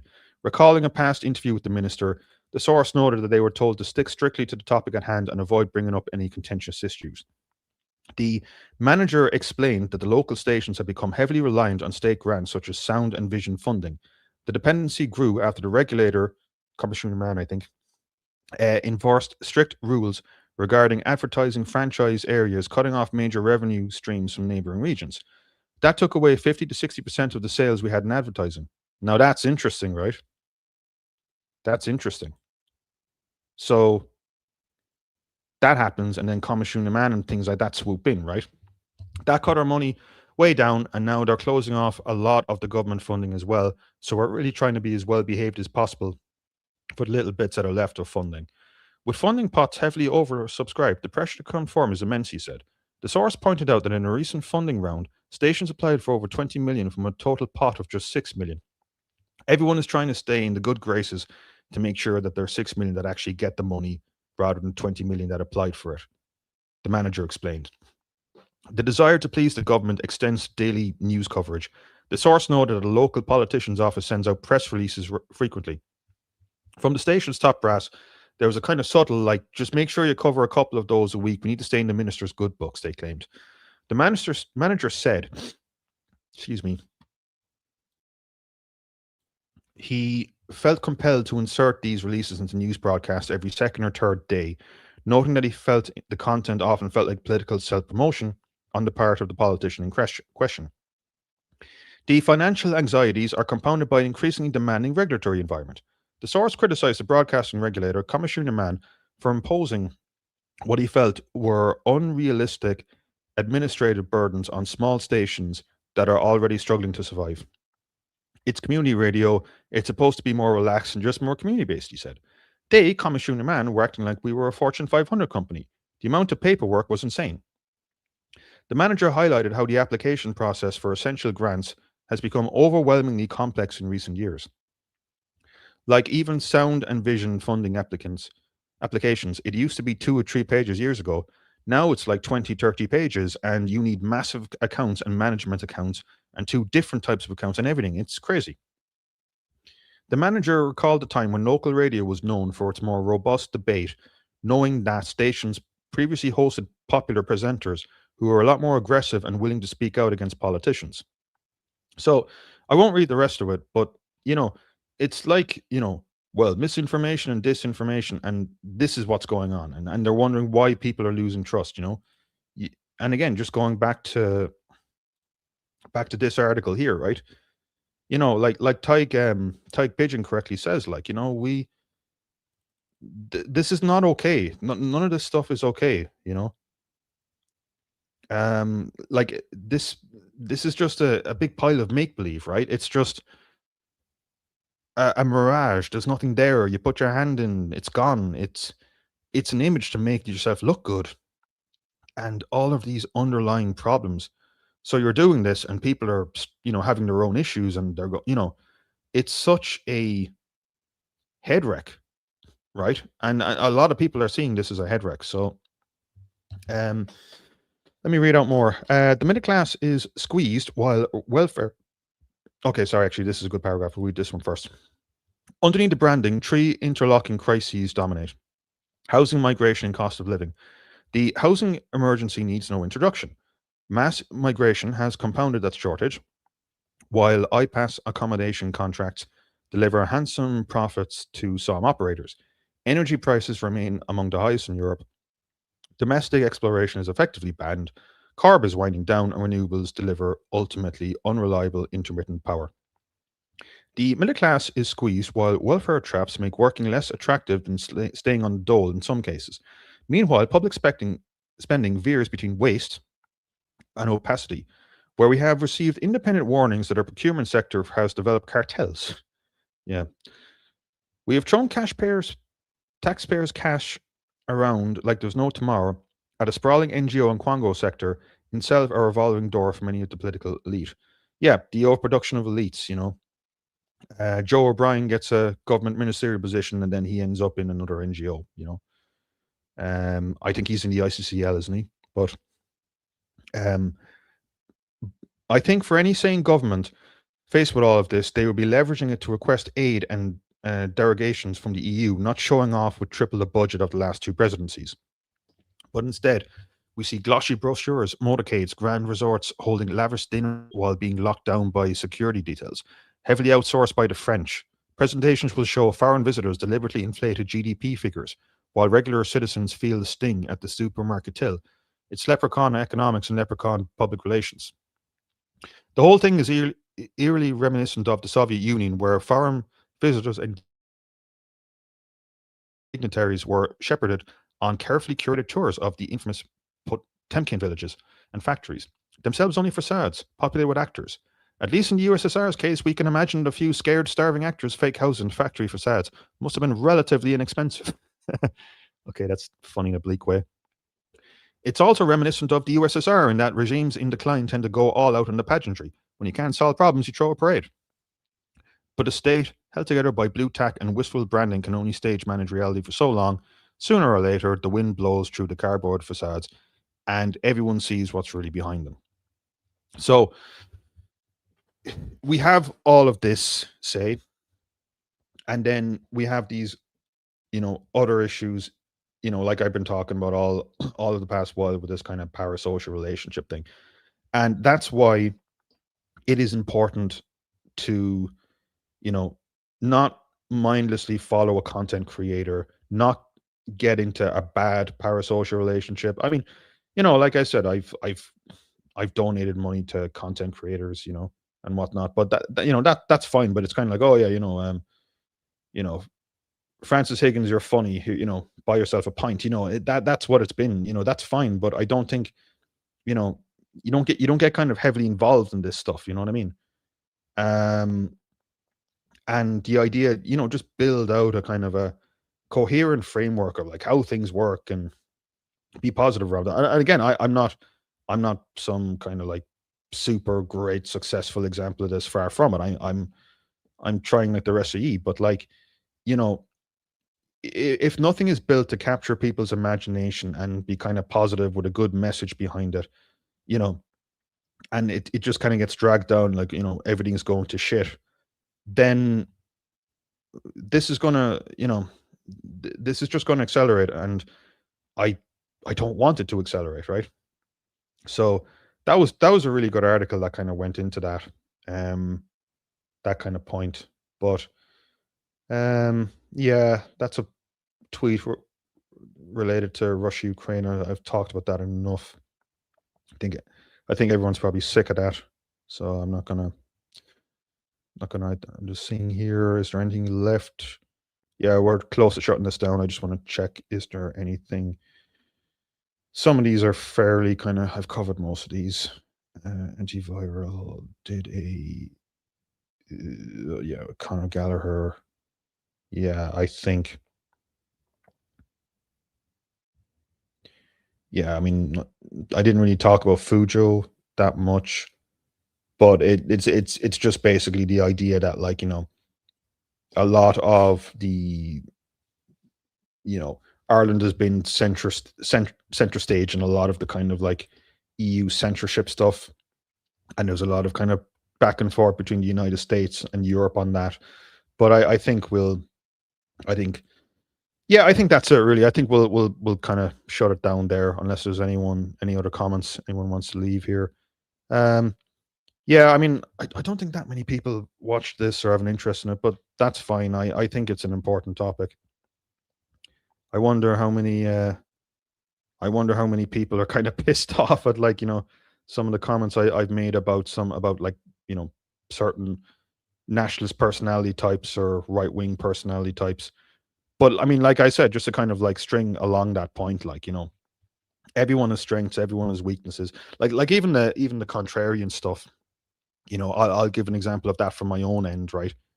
Um, During the start of the lockdowns, I was, and again, like if you go back to kind of like old posts that I've had, I was pro lockdown up until around like late April, early May of 2020. And a lot of that was like, all the information that the lockdowns and whatnot were nonsense were there then. But I kind of ignored it because of like, contrarianism. And, I should have kind of stepped back and kind of went, okay, is this good? Is this bad for Ireland? How does this work?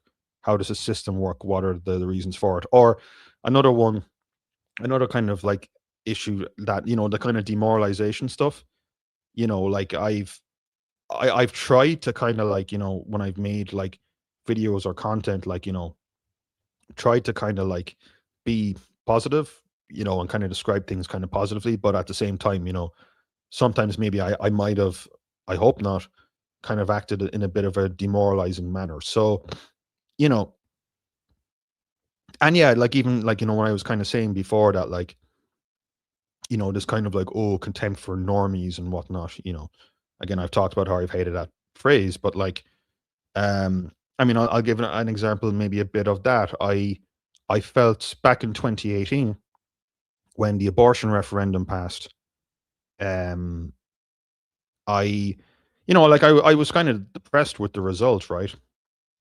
But the thing that really depressed me and bothered me for an awful long time was, the whole thing when Dublin Castle opened up and people were singing and dancing, and there was, they basically turned Dublin Castle into kind of like almost a music festival. And like I think, even if you're some person here who kind of like hates me, or even is completely pro-abortion, I could we get an agreement that, like, an abortion is kind of a sad thing to happen, right? And celebrating it like it's a music festival is horrible. Like it's just, and after that I kind of got like just kind of down and depressed for, that one really bothered me. That one really bothered me. And I that kind of made me maybe a little bit more of a misanthrope for a little while. So like, again, when I've made all these criticisms, I probably should have put this really earlier in the stream, but I've been guilty of all of them, right? So, and I've been trying to kind of like not do those things again, which is kind of part of the reason or half the inspiration for the stream. If that doesn't sound kind of, pretentious or whatever. So, okay, cool. We've got 9 people watching. I suppose a lot of people are kind of out on a Friday or whatever. So, but yeah, like I said, World Cup, 2 matches in a row. Yeah, no, yeah, sports ball. I do like sports ball. I hate that term, but whatever. Thanks, LTG. Great description of what's going on. Yeah. No worries. Thank you very much. Like I said, I think and I'll finish off at this point. I think it's important to build out a system, system that describes the world, build out a system that describes other people's psychology. Excuse me. Build out a system that describes your psychology, and then if you have that system, again, just to go back all the way to the start, like Bosco said in that that stream with the Don, the Saints and Scholars guy, having a kind of an internal system of how the world works based on a kind of a good foundation, which is what benefits Irish people, what's good for Ireland, what benefits me, what benefits my family. And when I say benefits me, I don't mean kind of in a selfish way, but you know what I mean. If you have that as a framework, then, or a foundation, I think you can end up in a reasonable or pretty good place, or at least the intention is good. So, yeah, we'll definitely leave it there. So, yeah, have a good one, folks. We'll shut it down and enjoy the rest of your weekend. Maybe next week or the week after, I'm not sure, but I want to do a stream on organizational theory, and I want to talk about like things like consultancy firms and how organizations work, and McKinsey. I've got two good books, McKinsey Comes to Town, and another one on like how governments have outsourced a lot of their work to kind of consultancy firms. I think that's very interesting, just in terms of like how things work and whatnot. So yeah, we'll leave it there. Have a good one and take care. Bye. Bye.